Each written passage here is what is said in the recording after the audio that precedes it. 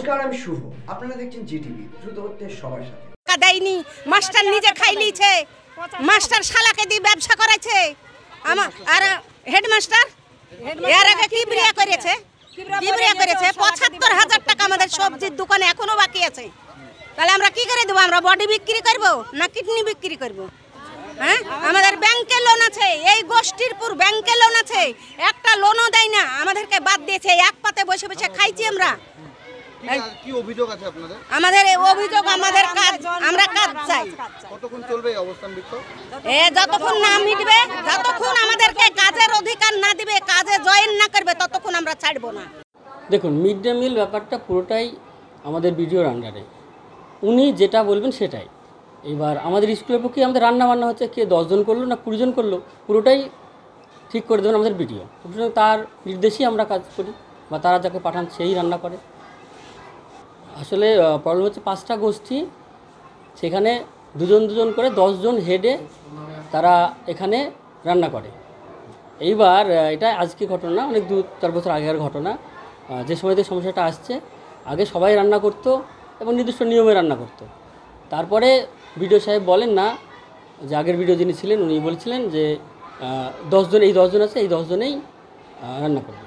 তারপর থেকে এদেরকে বাদ দেওয়া, ওনারা আসেন না। কিন্তু যেখানে প্রধান শিক্ষকের এখতিয়ারই নেই, সেখানে বাদ দেওয়া না দেওয়া, একটা গোষ্ঠী ধরুন, সেই গোষ্ঠীটা নিয়োগ করলো কে? বিডিও। সেই গোষ্ঠীর কে রান্না করবে সেটাকে নির্দেশ করবে বিডিও। তাহলে এখানে আমাদের স্কুল তো কোনো অভিযুক্ত থাকছে না, বা একটা প্রধান শিক্ষক কোনো অভিযুক্ত থাকে না।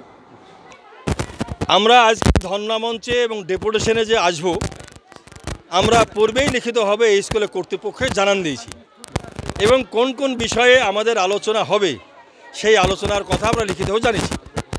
আমাদের নির্ধারিত সময় ছিল 1টার পরে মহিলাদেরকে পাঠিয়েছিলাম স্কুল কর্তৃপক্ষের কাছে।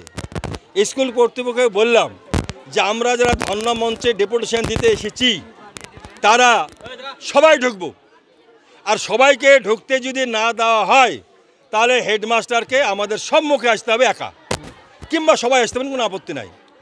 তো উনি বললেন যে আমি বাইরে যেতে পারবো না, মেয়েদেরকে বললেন। তারপরে মেয়েদেরকে সঙ্গে করে আমি গেলাম। আমি বললাম যে আমাদের দাবি লিখিত আকারে জানিয়েছি যে এই 40 জন মহিলাকে রান্নার কাজে নিযুক্ত। তো বললো আমি পারবো না। কে পারবে?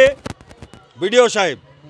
বিডিও বা কেউ যদি উত্তর দিতে পারে তাকে ডাকুন, এবং যতক্ষণ পর্যন্ত সদুত্তর এই মহিলাগুলো না পাবে ততক্ষণ পর্যন্ত এই গেট থেকে এই স্কুলের শিক্ষক অশিক্ষক রাঁধুনি কেউ সদুত্তর না দিয়ে যেতে পারবে না।